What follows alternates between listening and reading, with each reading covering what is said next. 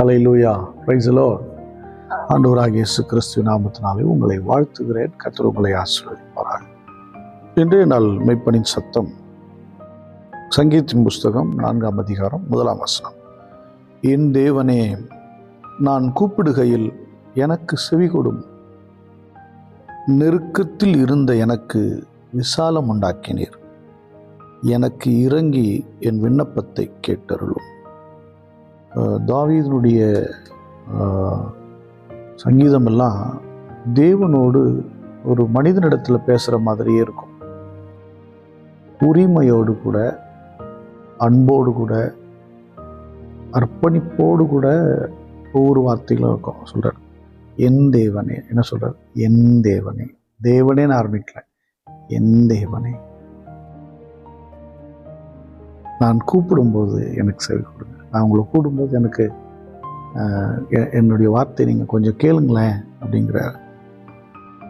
நெருக்கத்தில் இருந்த எனக்கு நீங்கள் விசாலத்தை கொடுத்தீங்க. ஹல்லேலூயா.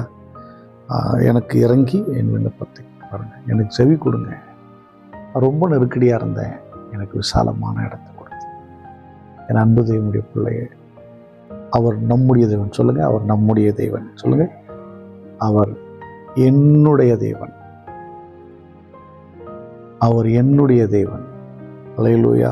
ரொம்ப அழகாக என்னுடைய தேவன். நான் கூப்பிடும்போது கொஞ்சம் எனக்கு செவி கொடுங்கப்பா. ஹல்லேலூயா. நான் நெருக்கத்தில் இருக்கிறேன், எனக்கு விசாலத்தை கொடுத்தீங்க. என் அன்பு என்னுடைய வாழ்க்கையில் நெருக்கமான நிலையில் இருக்கும்போது, பிரச்சனையோடு இருக்கும்போது நீங்கள் அவரை நோக்கி கூப்பிடுங்க. அவர் உங்களுக்கு விசாலத்தை ஏற்படுத்தி கொடுப்பார். அவர் உங்களுக்கு வழிகளை ஏற்படுத்தி கொடுப்பார். நான் மிகவும் நெருக்கப்பட்டிருந்தேன், கஷ்டத்தில் இருந்தேன், போராட்டத்தில் இருந்தேன், எனக்கு நீர் விசாலம் உண்டாக்கினேன். அதுக்கு நன்றி. அதை நன்றி சொல்கிறாருல, எனக்கு இறங்கி என் விண்ணப்பத்தை கேட்டார்கள். எனக்கு இன்னும் சில அப்ளிகேஷன்ஸ் இருக்குது, அதுக்கு கொஞ்சம் செவி கொடுத்துர்லுங்க, அதுக்கு பதில் கொடுங்க. ஹல்லேலூயா. ஒரு ஜெபம் ரொம்ப அழகாக இருக்குது.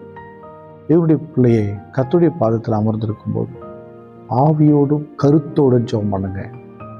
நீ ஆவியோடும் கருத்தோடும் ஜெபம் பண்ணும்போது அந்த ஜெபத்துக்கு நிச்சயம் பதில் வரும். நீங்கள் வசனம் மத்தியில் சொல்கிறார் ஆண்டவராகிய இயேசு கிறிஸ்து, அலப்பாதீங்க உங்கள் ஜெபத்தில். நிறைய பேர் அலப்புறனால கர்த்தர் ஜெபத்தை கேட்டுருவார். சும்மா போய் இப்படி மாற்றோம், அப்படி மாற்றோம், இது அது லொடன்னு எதையோ ஒன்று. அவங்களுக்கே என்ன ஜெபம் பண்ணன்னு தெரியாதவங்களாம் இருக்கிறாங்க. தப்பாக ஜெபம் பண்ணுறவங்க இருக்காங்க. என் அன்பு தேவனுடைய பிள்ளையே, கர்த்தருடைய சமூகத்தில் அவர் செய்த நன்மைகளுக்கு நன்றி சொல்லி அவரை உயர்த்தி ஆவியில் நீங்கள் வாங்க. ஆவியில் நீங்கள் ஜெபிக்கும்போது கர்த்தர் எப்படி ஜெபிக்கணும் கற்றுக் கொடுப்பார் என்றால் ரோமர் 8ஆம் அதிகாரம் அப்படி தானே சொல்லுது.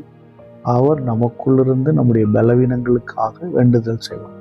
நமக்கு என்ன எப்படி வேண்டிக்கணும்னு தெரியாதான், ஆனால் நமக்குள்ள இருக்கிற ஆவியானவர் நம்மளை சரியாக ஜெபிக்க வைப்பார். ஹல்லேலூயா.